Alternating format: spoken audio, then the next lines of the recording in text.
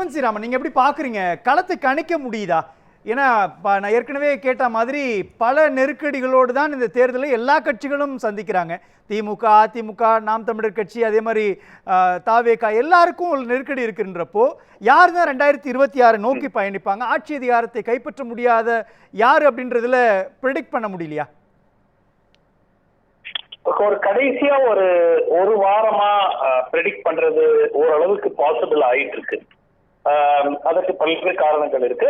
But இந்த election உடைய காற்று அதிமுக கூட்டணி பக்கம் செல்ல துவங்கி இருக்கிறது. அப்படிதான் முடியுமா, கேரண்டியா அப்படின்லாம் எனக்கு தெரியாது.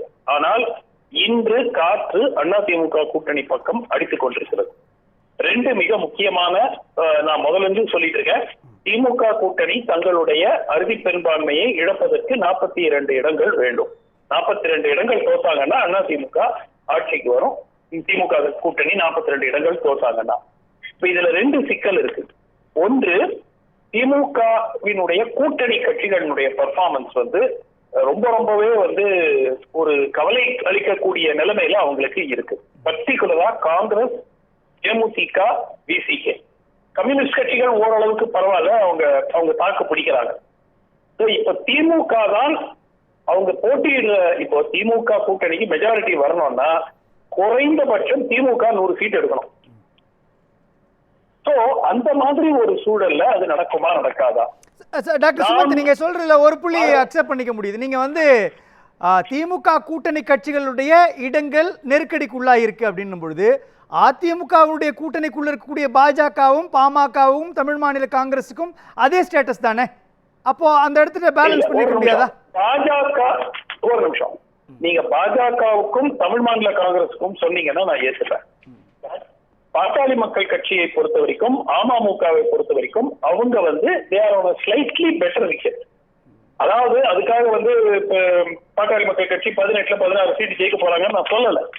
ஆனால் குறைந்தது அதுல ஒரு 8 சீட் 9 சீட் வெற்றி பெறக்கூடிய நிலைமையில் பாட்டாளி மக்கள் கட்சி இருக்கிறது.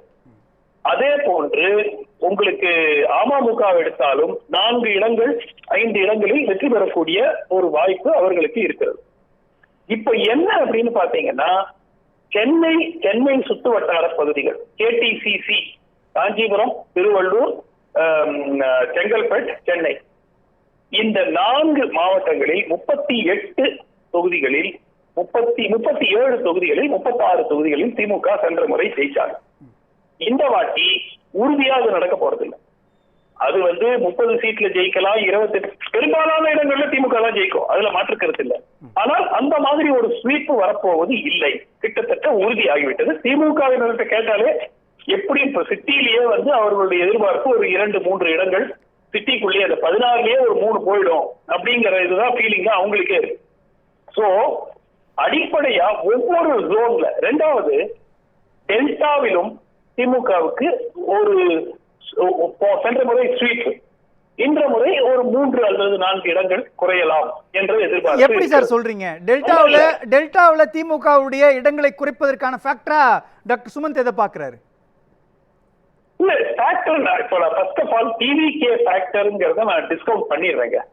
என்னை பொறுத்த வரைக்கும் என்கிற கட்சி இப்ப அவர்கள் பெறப்போகும் வாக்குகளில் நான் கணித்த வரை அது சரிபாதியாக இருக்கும். என்னுடைய கவலை என்னன்னா, ஒரு காலகட்டத்துல ஒரு அணி எல்லாமே திமுக ஓட்டு எடுத்துட்டாங்கன்னா எலெக்ஷன் ஃபுல்லா சேஞ்ச் ஆயிடும். எல்லாமே திமுக ஓட்டு எடுத்துட்டாங்கன்னா திமுக பக்கம் சாஞ்சிடும். ஆனால் நான் கணித்தவரை கிட்டத்தட்ட ஒரு 50-50 ஓட்டு தான். அவங்க 4 வகையான ஓட்டுங்க. இது வரைக்கும் வாக்களிக்காத நபர்களுடைய வாக்குகள் 18ல இருந்து 20 போற 21ல ஓட்டே இல்லாதவங்க இப்ப வந்திருக்காங்க இல்லையா, 18 வயசுக்கு மேல ஆயிடுச்சு, அவங்க ஓட்டு எடுக்கிறாங்க. ரெண்டாவது, நாம் தமிழர் கட்சியினுடைய வாக்குகளை கணிசமாக எடுக்கிறாங்க. அது கிட்டத்தட்ட எல்லோரும் ஏற்றுக்கொள்ற ஒன்று. மூன்றாவது, அதிமுக திமுக வாக்குகளை எடுக்கிறார்கள். அதிமுக திமுக வாக்குகளில் என்னை பொறுத்தவரை அது ஒரு 70-30 80-20ங்கிற மாதிரி இல்லாமல் 50-50 ரேஞ்சில் தான் இருக்கு. ஏன்னா சில சிறுபான்மையினர் வாக்கு, பர்டிகுலரா இளைஞர்கள், சிறுபான்மை சமுதாயத்தை சேர்ந்த இளைஞர்கள் வாக்கு, ரெண்டாவது தலித் மக்களினுடைய வாக்கு, அதுவும் நிச்சயமா விஜய்க்கு போகுது. பெண்கள்ல ஒரு பகுதி அது வந்து 50-50 தான் சொல்லலாம். ஏன்னா பெண்கள்ல அதிமுகவுக்கும் ஓட்டு இருக்கு, திமுகவுக்கும் ஓட்டு இருக்கு. சோ இதனால வந்து எல்லாரும் எதிர்பார்த்தது விஜய் வந்து ஆன்டி இன்கம்பன்சி எடுத்துருவாரு, அதனால ஆட்டோமேட்டிக்கா திமுக அந்த மாதிரி இது நடக்கல. ரெண்டாவது, தாவேக்காவுடைய வாக்குகள் பெரும்பாலாக சென்னை சுற்று வட்டாரத்தை தாண்டி இருக்கும் என்று நான் எதிர்பார்க்கவில்லை. Maybe few other pockets, but village லெவல்ல அவர்கள் 10-12% மேல பெற்றால் அது ஒரு பெரிய ஒரு ஆச்சரியக்குரிய. இல்ல சார், அப்போ சென்னையில மட்டும்தான் தாவேக்காவோட ரோல்னா இல்ல, அப்ப சென்னையில மட்டும்தான் தாவேக்காவோட ரோல்னா சொல்லல, மற்ற இடங்கள்ல இருங்க ரீகன் ரோல்னா என்ன ரோல்? வாக்குகளை பிளக்கிறது எல்லாருக்குமே செய்யறாங்க. ஆனால் அந்த வாக்கு பிளவுங்கிறது வந்து ஒரே ஒரு கட்சியினுடைய வாக்குகளை, பெரும்பாலான வாக்குகளை அவர்கள் எடுத்துக்கொண்டு போனால் அது மற்ற கட்சிக்கு, மற்ற பிரதான கட்சிக்கு அது அட்வான்டேஜ். இந்த தேர்தலில் என்னை பொறுத்த வரைக்கும் அந்த மாதிரி நடக்கவில்லை. சரிசமமாக வாக்குகள் ஒரு பகுதியில எங்க மைனாரிட்டி ஓட்டு அதிகமா இருக்கு, தலித் ஓட்டு அதிகமா இருக்கோ அங்க வந்து திமுகவை பாதிக்கிறாங்க. இன்னொரு பகுதியில ஆன்டி இன்கம்பன்சி ஓட்டை மட்டும் இருக்கு, அங்க மைனாரிட்டி இல்லைன்னா ஏடிஎம்கே பாதிக்கிறார். சோ இது வந்து ஒரு ஸ்டாண்டர்டா தாவேகா ஆன்டி இன்கம்பன்சி திமுக வேண்டாம் என்று கூறுபவர்களுடைய எல்லா வாக்குகளையும் பிளந்து விடுவார்கள். அதனால திமுக வெற்றி பெறும் என்ற இதை நான் ஏற்றுக்கொள்கிறேன். அப்ப தாவேகா வெறும் ஸ்பாயிலரா மட்டும்தான் இந்த எலெக்ஷன்ல இருப்பாங்களா?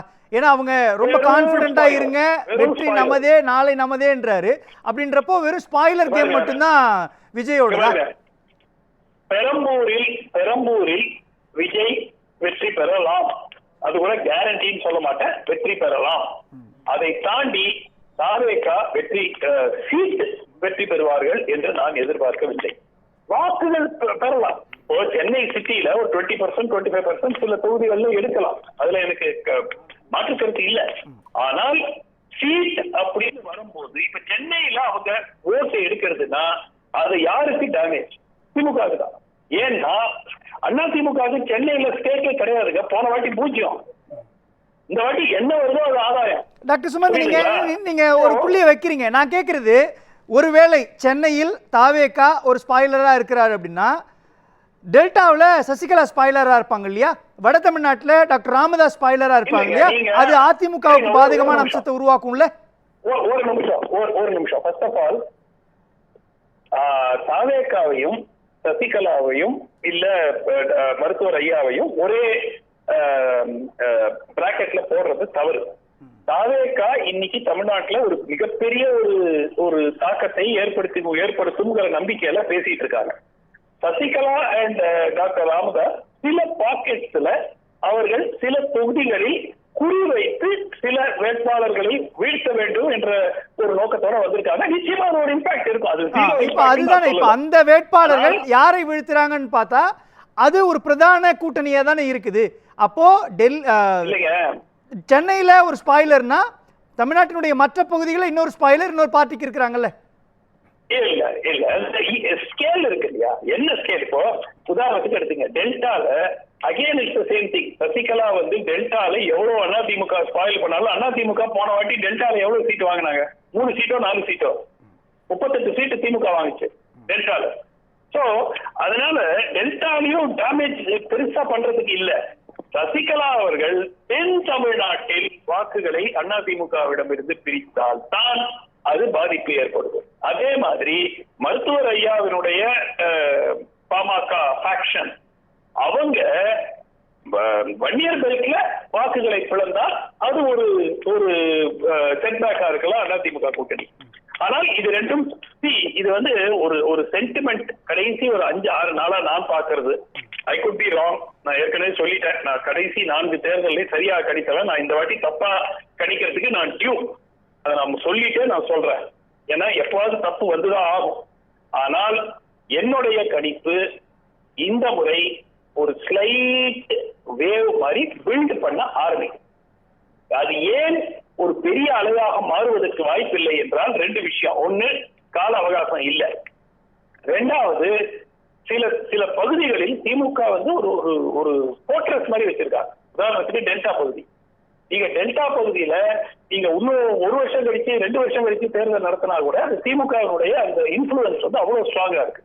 அதனாலதான் இந்த சென்டிமெண்ட் வந்து அதிமுக வர வேண்டும் என்ற சென்டிமெண்ட் மக்களிடையே வந்தாலும் இது எப்படி அது டிரான்ஸ்லேட் ஆகும், ஒரு நேரோ வின்னாக இருக்குமா அதிமுக கூட்டணிக்கு, இல்ல கூட்டணி இருந்தால்தான் கூட்டணி கட்சிகளோட தான் ஆட்சி அமைக்கக்கூடிய நிலைமையில வருமா, இல்ல திமுக ஜஸ்ட் பாஸ் மாதிரி ஜஸ்ட் ஒரு விஷயங்க, திமுக கூட்டணிக்கு சென்ற முறை கிடைத்த 160 விட குறைவாகத்தான் கிடைக்கும்.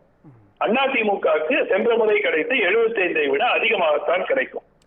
அந்த லாஜிக் தான் என்னன்னு கேக்குறேன். பாண்டியன் சார் சொல்றாரு அந்த இடத்துல தாவேகா ரோல் பிளே பண்ணும். குறிப்பாக ஒரு சில இடங்கள்ல 1000 வாக்குகள் 5000 வாக்குகள் 10,000 வாக்குகள் வரதான் அவங்க ஜெயிச்சிருக்கிறாங்க அந்த 75+ அப்படின்ற பொழுது அந்த இடத்துல தாவேகா ரோல் பிளே பண்ணாங்கன்னா அதிமுகவுக்கு பாதிப்பா மாறும்ன்றாரு. சொல்றேன் ஐயா, அவர் சொல்ற ஒவ்வொரு சீட்டு அதிமுக 3000 2000 1000 ஓட்டு அதே மாதிரி ஈக்குவலா திமுக அந்த மாதிரி ஜெயிச்சிருக்காங்க போன வாட்டி.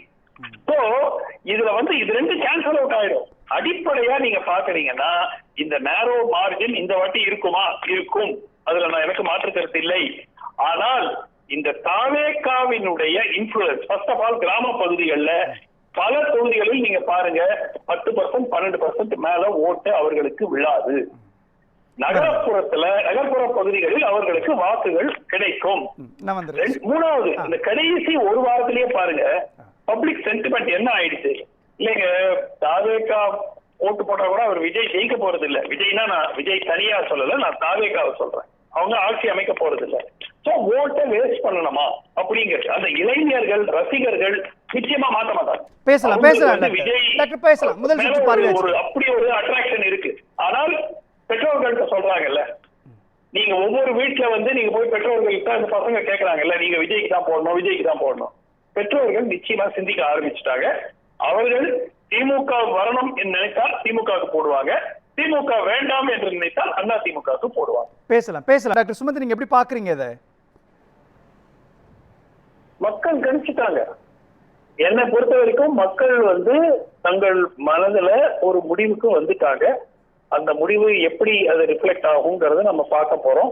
பட் நிச்சயமா வந்து இது ஒரு 2-3 வாரங்களுக்கு முன்பு இருந்த நிலைமையில் இன்று மக்கள் இல்லை. பர்டிகுலரா நீங்க கிராமப்புற பகுதிகள் சென்னைக்கு வெளியே போனீங்கன்னா, இன்ஃபேக்ட் கன்ஃபியூஷன் எங்க அதிகமா இருக்குன்னா சென்னையில தான் கன்ஃபியூஷன் இருக்கு. தாவேகா என்ன பண்ணும், யார் ஓட்டை எடுப்பாங்க, என்ன நடக்க போகுது. நீங்க சென்னையை விட்டுட்டு ஒரு 50 கிலோமீட்டர் வெளியே போயிட்டீங்கன்னா மக்கள் கிளியரா டிசைட் பண்ணிட்டாங்க எந்த விதத்துல அவங்க வாக்களிக்க வேண்டும் என்று. அதனால் 4ஆம் தேதி மே அன்று அது மக்களுடைய விருப்பமாக வரும் என்று எதிர்பார்க்கலாம். நன்றி. As we say, ஒரே ஒரு பாயிண்ட், எப்பவுமே வந்து முடிவுகள் அப்படிங்கிறது எந்த ஒரு கருத்து கணிப்பு எந்த ஒரு நிபுணர்களுடைய இதுவும் வந்து கேரண்டியா நோபடி கேன் சே. அதனால அந்த அன்சர்டனிட்டி நிச்சயமா தொடரும்.